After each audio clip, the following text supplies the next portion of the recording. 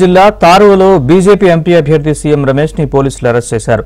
CM Ramesh ని అదుపులోకి తీసుకుని జీప్లో తరలిస్తుండగా వైసీపీ శ్రేణులు ఆయనపై దాడి చేసేందుకు ప్రయత్నించాయి. దాంతో తారువ గ్రామంలో తీవ్ర ఉద్రిక్త పరిస్థితులు నెలకొన్నాయి.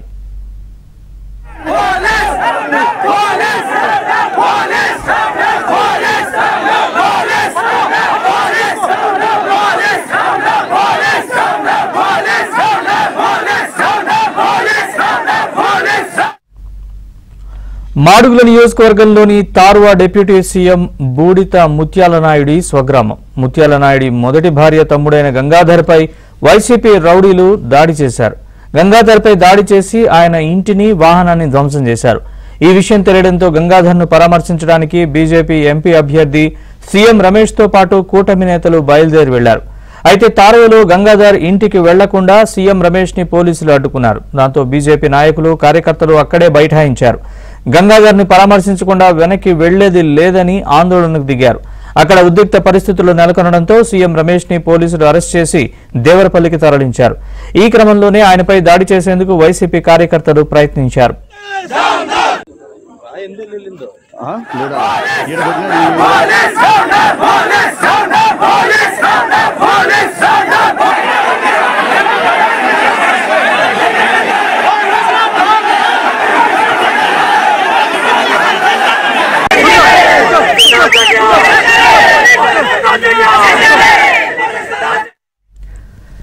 బీజేపీ జనరల్ సెక్రటరీగా పనిచేస్తున్న గంగాధర్ సొంతూరు తారువలో డ్రోన్ తో ఎన్నికల ప్రచారం నిర్వహిస్తున్నారు. దీంతో ఆయనపై బూడి ముత్యాలనాయుడు కక్ష కట్టారు. తన అనుచరులతో కలిసి డ్రోన్ ఎగరేస్తున్న బృందంపై దాడికి దిగారు. దాన్ని అడ్డుకునేందుకు వెళ్లిన గంగాధర్ పైన దాడి చేశారు. ఈ ఘటనపై గంగాధర్ పోలీసులకు ఫిర్యాదు చేశారు.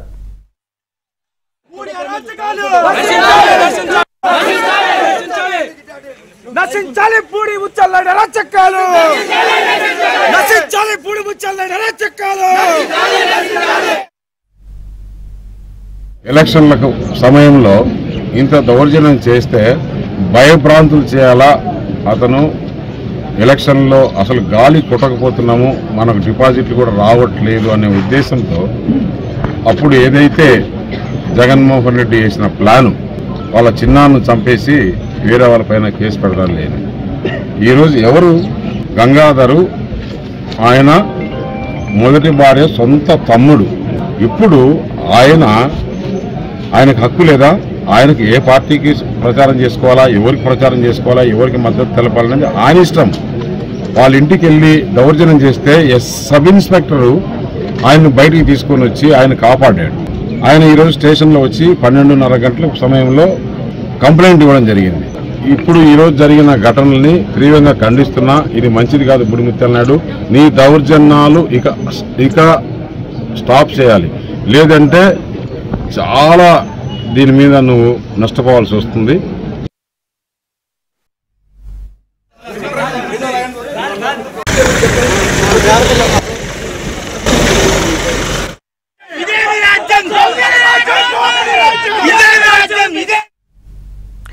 బీజేపీ ఎంపీ అభ్యర్థి సీఎం రమేష్ పై వైసీపీ శ్రేణులు దాడికి యత్నించాయి. దీనికి సంబంధించిన పూర్తి వివరాలు మా ప్రతినిధి నాయుడుని అడిగి తెలుసుకుందాం. నాయుడు, పూర్తి వివరాలు చెప్పండి. ప్రస్తుతం అక్కడ పరిస్థితి ఎలా ఉంది?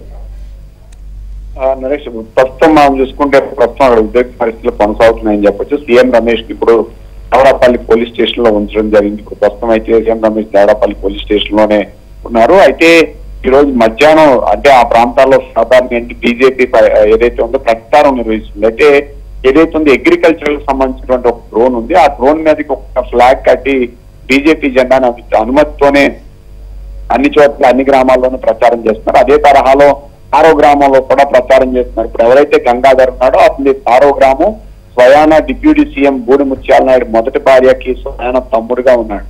సో ఆ ప్రాంతంలో ప్రచారం డ్రోన్ తో నిర్వహిస్తున్న క్రమంలో ఇక్కడ అదే సమయంలో ఆ గ్రామంలో ఉన్నటువంటి బూడి ముత్యాలనాయుడు వాళ్ళ అనుచరులు డ్రోన్ ఎగరేస్తున్న వాళ్ళని పట్టుకొని వాళ్ళ మీద దాడి చేయడంతో పాటు వాళ్ళ వాహనాలను వాటిని ధ్వంసం చేసి ఇదే క్రమంలో అక్కడికి గంగాధర్ వెళ్లి వాళ్ళతో మాట్లాడే ప్రయత్నం చేస్తే గంగాధర్ ని వెంటబెట్టి కొట్టడంతో పాటుగా ఏదైతే బూడి ముత్యాలనాయుడు మొదటి భార్య ఉందో ఆ ఇంట్లో లోపలికి వెళ్ళారో అప్పుడు ఆ ఇంట్లో ఇప్పుడు ఎవరైతే ఉన్నారో రవి అని ఇప్పుడు వాళ్ళ మొదటి భార్య కొడుకున్నాడు, తను ఉంటున్నాడు. అంతేకాకుండా తను ఇండిపెండెంట్ గా కూడా పోటీ చేశాడు. సో లోపలికి వెళ్ళి ఏవైతే ఉన్నాయో తలుపుల్ని పూర్తిగా బద్దలు కొట్టి అతని మీద తీవ్ర స్థాయిలో దాడి చేయడం జరిగింది. ఆ సమయంలో పోలీసులు అక్కడ చేరుకొని వాళ్ళని రక్షించి బయట తీసుకెళ్లారు. దీనిపైన పోలీస్ స్టేషన్ లో కూడా ఫిర్యాదు చేశారు.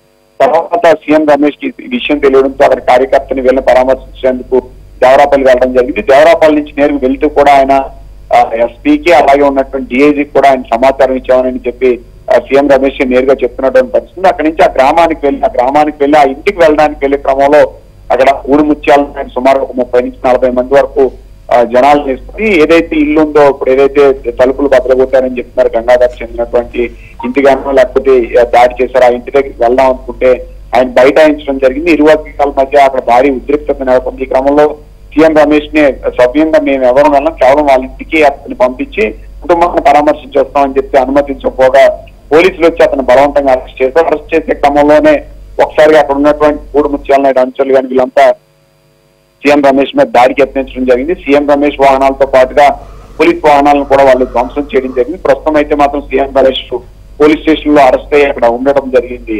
అయితే అటువైపు ఊడిముత్యాల నాయుడు వాళ్ళ వర్గాన్ని వీళ్ళందరూ తీసుకుని ఆ గ్రామంలో ప్రస్తుతానికి అయితే మోహరించున్నటువంటి పరిస్థితి. ఈ వైపు బీజేపీ, టీడీపీ అలాగే జనసేన శ్రేణులు ఇప్పుడు దేవరాపల్లి మోహరించున్నటువంటి పరిస్థితి అయితే ఖచ్చితంగా నిందితుల మీద ఊడిముత్యాలను అరెస్ట్ చేసి అతని మీద చర్యలు తీసుకునే వారికి కంచి కదిలేదు లేదని చెప్పి ఆయన ప్రశ్నిస్తున్నారు. Right Naidu, thanks for the update.